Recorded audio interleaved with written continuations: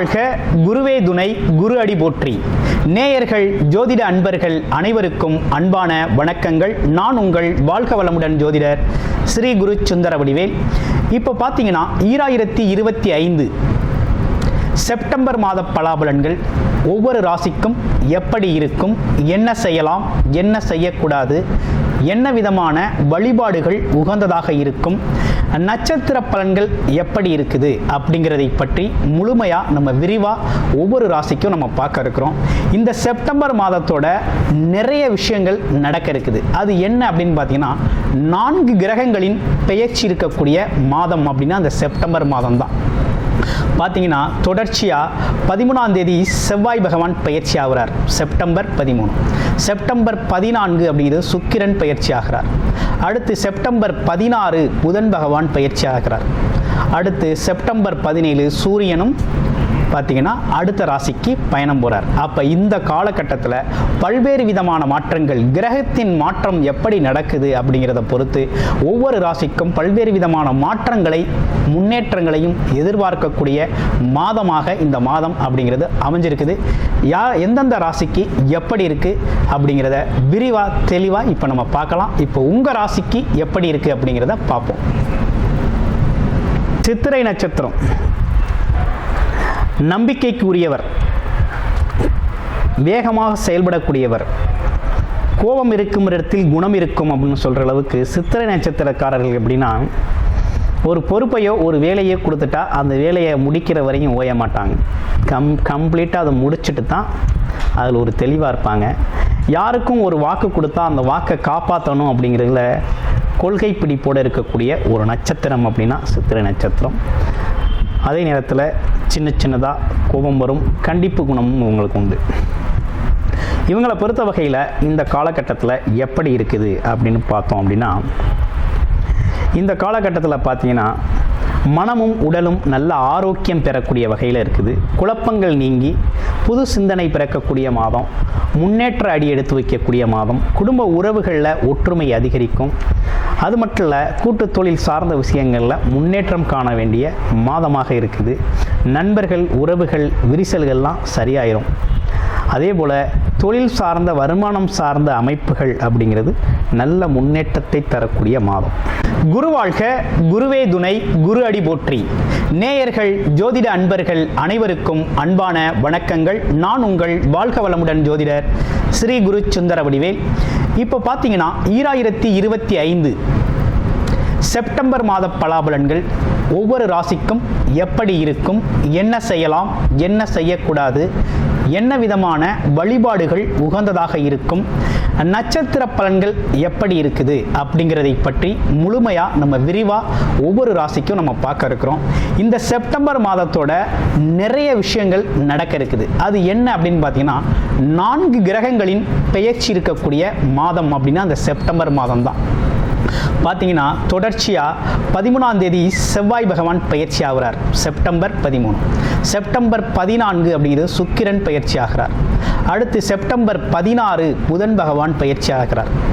அடுத்து செப்டம்பர் 17 சூரியனும் பார்த்தீங்கன்னா அடுத்த ராசிக்கு பயணம் போகிறார். அப்போ இந்த காலகட்டத்தில் பல்வேறு விதமான மாற்றங்கள், கிரகத்தின் மாற்றம் எப்படி நடக்குது அப்படிங்கிறத பொறுத்து ஒவ்வொரு ராசிக்கும் பல்வேறு விதமான மாற்றங்களை, முன்னேற்றங்களையும் எதிர்பார்க்கக்கூடிய மாதமாக இந்த மாதம் அப்படிங்கிறது அமைஞ்சிருக்குது. எந்தெந்த ராசிக்கு எப்படி இருக்குது அப்படிங்கிறத விரிவாக தெளிவாக இப்போ நம்ம பார்க்கலாம். இப்போ உங்கள் ராசிக்கு எப்படி இருக்குது அப்படிங்கிறத பார்ப்போம். துலாம் ராசி காலச்சக்கரத்தின் 7வது ராசியாக இருக்கக்கூடிய துலாம் ராசி அன்பர்களுக்கு இந்த செப்டம்பர் மாதம் எப்படி இருக்க போகுது, செப்டம்பர் மாதம் என்ன மாதிரி கிரக மாற்றங்கள்லாம் நடக்குது அப்படிங்கிறத பற்றிலாம் நம்ம விரிவாக பார்க்க இருக்கிறோம். அந்த வகையில் துலாம் ராசி அப்படின்னா சுக்கிரனோட ஆதிக்கம் நிறைய இருக்குது. சனி பகவான் உச்சம் பெறக்கூடிய ஒரு ராசியாகவும் இருக்குது. துலாம் ராசியை பொறுத்த வகையில் பார்த்தீங்கன்னா தனக்காக வாழ்ந்ததை விட பிறருக்காக வாழ்கிறது அப்படிங்கிற ஒரு அமைப்பு பார்த்தீங்கன்னா துலாம் ராசிக்கு நிறையவே உண்டு. இவங்களுக்காக ஒரு விஷயத்தை செஞ்சுக்கணும் அப்படின்னா செஞ்சுக்க மாட்டாங்க. திட்டம்லாம் போடுவாங்க, யோசிப்பாங்க, சிந்தனையெல்லாம் நல்லா இருக்கும். ஆனால் அதை செயல்பாட்டுக்குள்ள வராது. ஆனால் மற்றவங்களுக்கு ஏதோ ஒரு விஷயம் செய்யணும் அப்படின்னா முதலாக போய் நின்று உதவக்கூடிய குணம் அப்படிங்கிறது உண்டு. அது மட்டும் இல்லாமல் தனக்கு தெரிஞ்ச விஷயத்தை மற்றவங்களுக்கு சொல்லி கொடுக்குறது, தெரியப்படுத்துறது அப்படிங்கிறத வெளிப்படையாக பேசக்கூடிய ஒரு தன்மை அப்படிங்கிறது துலாம் ராசிக்குனே உண்டான ஒரு சிறப்பு. துலாம் ராசியை பொறுத்த வகையில் நேர்மை, உண்மை அப்படிங்கிற ஒரு விஷயத்தை ரொம்ப ஸ்ட்ராங்காக பிடிச்சி வச்சுக்கக்கூடிய ஒரு அமைப்பு அப்படிங்கிறது உண்டு. துலாம் ராசி அன்பர்கள் இந்த காலகட்டத்தில் ராசிநாதன் அப்படிங்கிறவர் 10ஆம் இடம் தொழில் ஸ்தான அமைப்புகளை பெற்றிருக்கிறார். அது எந்த காலகட்டம் வரையும் பார்த்தோம்னா செப்டம்பர் 14ஆம் தேதி வரையும் பார்த்தீங்கன்னா 10ஆம் இடத்தில் இருக்கக்கூடிய சுக்கிர பகவான் 14ஆம் தேதிக்கு பிறகு 11ஆம் இடம் ஷிஃப்ட் ஆகிறார். இது ஒரு அமைப்பு. இப்போ எது சார்ந்து போய்கிட்டு இருக்கு அப்படின்னு பார்த்தோம்னா துலாம் ராசி அன்பர்களோட எண்ண ஓட்டங்கள் எல்லாமே வேலை, தொழில், வருமானம். இதுதான் மெயின் அடிப்படை. இப்போ வேலையை பற்றிய சிந்தனை என்ன, நல்ல வேலை கிடைக்கணும், நல்ல வருமானம் எடுக்கணும். தொழில் நல்லபடியாக தொழிலை செய்யணும், நல்ல வருமானத்தை ஈட்டணும். வியாபாரம் நல்லா இருக்கணும். அப்படிங்கிறதுல தான் அதிகப்படியான அக்கறையும் முயற்சியும் எடுத்துக்கிட்டு இருப்பீங்க. உங்கள் ஆசைப்படி நிறைவேறக்கூடிய ஒரு அமைப்பு அப்படிங்கிறது இந்த கிரக மாற்றங்களால் ஏற்பட்டிருக்கு. இதில் ஒரு விஷயம் என்னென்னா, உங்களோட ஆசைகள், எண்ணங்கள், கனவுகள் சார்ந்த விஷயங்களுக்கான முயற்சிகள் அப்படிங்கிறது நிறைவேறக்கூடிய ஒரு அமைப்பு அப்படிங்கிறது வந்திருக்குது. அதே நேரத்தில் குரு பகவானோட குரு பார்வை அப்படிங்கிறது ரொம்ப சிறப்பாக இருக்குது ராசிக்கு. உங்களுடைய தசாபுத்தி அமைப்புகளை இப்போ நீங்கள் பார்த்துக்கணும். ஏன்னா 11ஆம் இடம் சொல்லக்கூடிய லாபஸ்தானத்தில் கேது பகவான் அமர்ந்திருக்கிறார். அவரோட இணைவு பெறுவார். யார்? சுக்கிரன் இணைவு பெறுவார். அப்போ கேது அப்படிங்கிறவர் உங்களுடைய பிறப்பு ஜாதகத்தில் கேது தசையோ கேது புத்தியோ நடக்குதா அப்படிங்கிறத பார்த்துக்கணும். ஏன்னா 11ஆம் இடங்கிறது ஆசைகள், எண்ணங்கள், கனவுகள், நீண்ட நெடுநாள் முயற்சி செஞ்ச விஷயங்கள், எதிர்பாராத மாற்றங்கள், திருப்பங்கள் நடக்கக்கூடிய ஒரு இடம், ஒரு அமைப்பு. லாபம் கிடைக்கக்கூடிய அமைப்பு. ஒன்லி லாபஸ்தானம். லாபஸ்தானத்தில் கேது பகவான் அமர்ந்து ராசிநாதன் அங்கே போய் அமர்றாரு அப்படின்னா என்ன ஆகும்? கொஞ்சம் உழைச்ச உழைப்புக்கான ஊதியம், அந்தஸ்து, கௌரவம், ஆசைகள், எண்ணங்கள் நிறைவேறுறதில் கொஞ்சம் தடை தாமதங்களை ஏற்படுத்தக்கூடிய ஒரு அமைப்பு அப்படிங்கிறது இருக்குது. அதே 11ஆம் அதிபதியும் ஆட்சி பெற்று இருக்கக்கூடிய அமைப்பு அப்படிங்கிறது அதே காலகட்டத்தில் இருக்குது. அப்போ என்னென்னா, கொஞ்சம் கவனமாக செயல்படணும். எப்போ அப்படின்னு பார்க்கணும். செப்டம்பர் மாதம் 14ஆம் தேதிக்கு பிறகு கொஞ்சம் கவனம், அவேர்னஸ் எடுத்துக்கணும், கூடுதல் கவனம் எடுத்துக்கணும். ஏன்னா கேது பகவான் லாபஸ்தானத்தில் இருக்கிறதுனால எடுத்துக்கணும். ஏன்னா சின்ன தடங்கல்கள் வரக்கூடிய ஒரு அமைப்பு இருக்குது. பெண்கள் சம்மந்தப்பட்ட விஷயத்தில் கொஞ்சம் கவனமாக இருக்கணும். பணங்காசு கொடுக்கல் வாங்குகிற விஷயத்தில் கவனமாக இருக்கணும். அதே போல் நீங்கள் எதிர்பார்த்தது ஒன்று நடக்கிறது ஒன்றாக சில நேரங்களில் மாற்றங்களை ஏற்படுத்தும். இந்த கேது பகவானோட இணைவு ஏற்படுறதுனால இந்த விஷயங்கள் நடக்கும். அப்போ கொஞ்சம் கவனமாகத்தான் இந்த காலகட்டத்தை கையாளணும். எப்போ?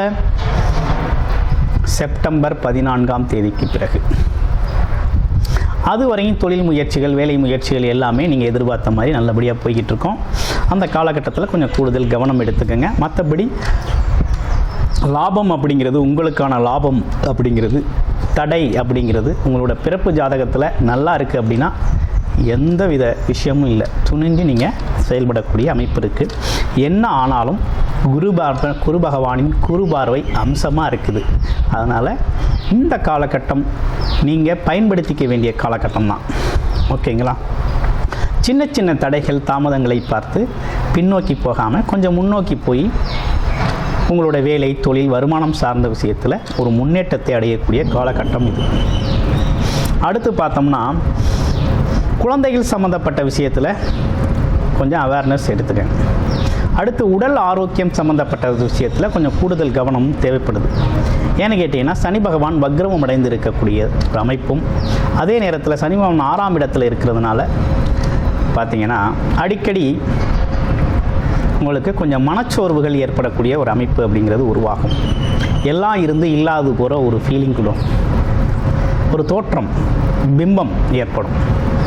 அதனால் இந்த விஷயத்தில் கொஞ்சம் கவனமாக இருங்க. மற்றபடி உங்களுக்கு இந்த காலகட்டம் அப்படிங்கிறது ஒரு நல்ல காலகட்டம் தான். ஆமாம், வெளிநாடு வெளியூர் பயணங்கள் ரொம்ப சிறப்பாக இருக்குது.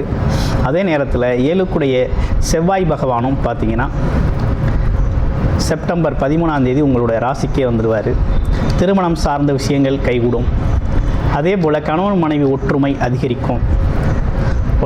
அதிகரிக்கும். நண்பர்கள் கூட்டாளிகள் சார்ந்த விஷயங்கள் அதிகரிக்கும். போட்டி பந்தயங்களில் ஜெயிப்பீங்க.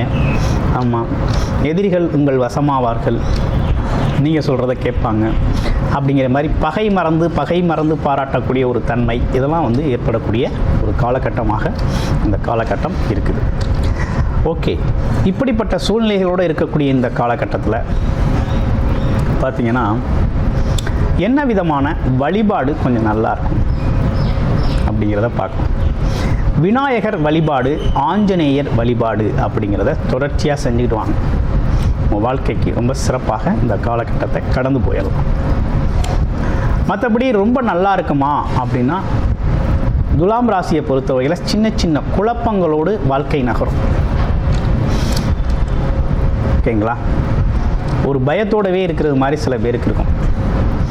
திடீர்னு வேலையை விட்டு தூக்கிடுவாங்களோ, வேலை இல்லாமல் போயிடுமோ, வருமானம் இல்லாமல் போயிடுமோ அப்படிங்கிற ஒரு பயம் இருக்குமே தவிர, மற்றபடி நீங்கள் பயப்படுற அளவுக்கு இந்த காலகட்டம் அப்படி சூழ்நிலைகள் இல்லை. உடல் ஆரோக்கியத்தில் கண்டிப்பாக கூடுதல் கவனம் எடுத்துக்கணும். அடுத்து வெளிநாடு வெளியூர் யோகங்கள்லாம் நல்லா இருக்குது. அதே போல் பிரயாணங்கள் மூலமாக நல்லா இருக்குது. தொழில் சார்ந்த அமைப்புகள் நல்லா இருக்குது.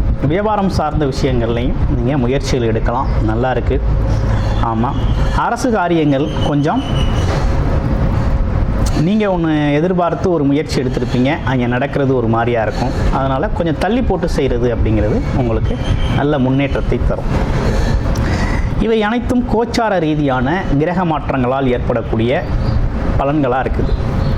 அப்போ உங்களுடைய பிறப்பு ஜாதகத்தில் எப்படி இருக்குது, என்ன தசாபுத்தி அமைப்புகள் ஓடுது, எது சாதகமான சூழ்நிலையை தருது, இதில் இருக்கக்கூடிய மாற்றங்களுக்கும் இதில் இருக்கக்கூடிய சங்கடங்கள் அந்த பிறப்பு ஜாதகத்தில் ஜாதக ரீதியாக எப்படி இருக்குது அப்படிங்கிறதெல்லாம் கம்பேர் பண்ணி பார்த்து இந்த காலகட்டத்தை நீங்கள் பயன்படுத்திக்கணும். அடுத்து பாருங்கள், உங்கள் ராசியில் இருக்கக்கூடிய நட்சத்திரங்கள். முதல் நட்சத்திரம் சித்திரை நட்சத்திரம் எப்படி இருக்க போகுது? சித்திரை நட்சத்திரம் திருமணம் சார்ந்த விஷயங்கள் கை கொடுக்கும், கூட்டுத்தொழில் சம்மந்தப்பட்ட விஷயங்கள் கை கொடுக்கும், வேலை வாய்ப்புகள் நல்லாயிருக்கும். அது மட்டும் இல்லாமல் பாருங்கள், வருமானம் சார்ந்த விஷயங்கள் நல்லாயிருக்கும், தன்னம்பிக்கை தைரியம் வளரும். ஆமாம், வரன் தேடி வரக்கூடிய ஒரு அமைப்பு அப்படிங்கிறது இருக்குது. கணவன் மனைவி ஒற்றுமைகள் அதிகரிக்கக்கூடிய ஒரு அமைப்பு இருக்குது. விரிசல் இருந்தால் ஒற்றுமை அதிகரிக்கும் அப்படிங்கிற ஒரு அமைப்பெல்லாம் நல்லா இருக்குது. இளைய சகோதர உறவுகள் உங்களுக்கு உதவி செய்வாங்க. அவங்களோட நட்புறவு பாராட்டக்கூடிய ஒரு நல்ல நிலை உருவாகும். அடுத்து பாருங்கள், சுவாதி நட்சத்திரம். சுவாதி நட்சத்திரத்துக்கு எப்படி இருக்குது? குழந்தைகளோட உடல் ஆரோக்கியம் குறித்து கொஞ்சம் கவலைப்படுவீங்க. உடல் ஆரோக்கியம் மேம்படுறதுக்கான முயற்சிகள் எடுப்பீங்க. குழந்தைகளோட பள்ளி கல்வி சார்ந்த விஷயங்கள், ஆமாம், இதெல்லாம் கொஞ்சம் கூடுதல் கவனம் எடுக்க வேண்டிய நிலை அப்படிங்கிறது இருக்குது. அடிக்கடி நீங்கள் பார்த்தீங்கன்னா துர்க்கை அம்மன் வழிபாடு பண்ணிக்கிறது ரொம்ப நல்லது. அது மட்டும் இல்லாமல் உங்களோட ஆழ்மனத எண்ணங்கள், பிரம்மாண்டமான ஆசைகள், கனவுகள் சார்ந்த முயற்சிகளை உங்களோட தசாபுத்தி அமைப்புகள் பிறப்பு ஜாதகத்தின் அடிப்படையில் அது எப்படி இருக்குது அப்படின்னு பார்த்துக்கிட்டு அதுக்கான முயற்சிகள் எடுங்க. ஆனால் சூழ்நிலைகள் ரொம்ப சாதகமாக இருக்குது. அடுத்து பாருங்கள், விசாக நட்சத்திரம். விசாக நட்சத்திரத்தை பொறுத்த வகையில் இந்த காலகட்டத்தில் பார்த்தீங்க அப்படின்னா வெளிநாடு வெளியூர் பயணங்கள் சார்ந்த விஷயங்கள் ரொம்ப நல்லா இருக்குது. தொழில் முயற்சிகள் நிறைய எடுப்பீங்க. ஆமாம், தொழில் சார்ந்த சொந்தமாக தொழில் செய்யக்கூடிய முயற்சிகள் நிறைய எடுக்கக்கூடிய ஒரு அமைப்பு இருக்குது. அதே விதத்தில் வேலை வாய்ப்புகளும் கிடைக்கக்கூடிய அமைப்பும் அப்படிங்கிறது சாதகமாக இருக்குது. சில பேருக்கு சின்ன சின்ன குழப்பங்கள் வந்து போகும். ஆமாம், இந்த குழப்பங்கள் வந்து போகும். குடும்பம் சார்ந்த விஷயங்களில் சின்ன சின்ன தடுமாற்றங்களும் குழப்பங்களும், குழந்தைகள் சம்மந்தப்பட்ட விஷயத்தில் சின்ன சின்ன குழப்பங்களும் தடுமாற்றங்களும் இருக்கும். இது ரொம்ப நாளைக்கு இருக்கக்கூடிய அமைப்பு இல்லை. இது பார்த்திங்கனாக்க வர செப்டம்பர் 14 பிறகு நல்ல மாற்றம் ஏற்படும். அதனால் வருமானம் சார்ந்த விஷயமும் நல்லா இருக்க போகுது. குடும்பமும் சுபிட்சமாக இருக்கக்கூடிய நல்ல அமைப்பு அப்படிங்கிறது உருவாயிருக்கு. ஆமாம், இப்படிப்பட்ட விஷயங்களோடு இந்த செப்டம்பர் மாதம் அப்படிங்கிறது துலாம் ராசிக்கு அமைஞ்சிருக்கு. நன்றி, வணக்கம், வாழ்த்துக்கள்.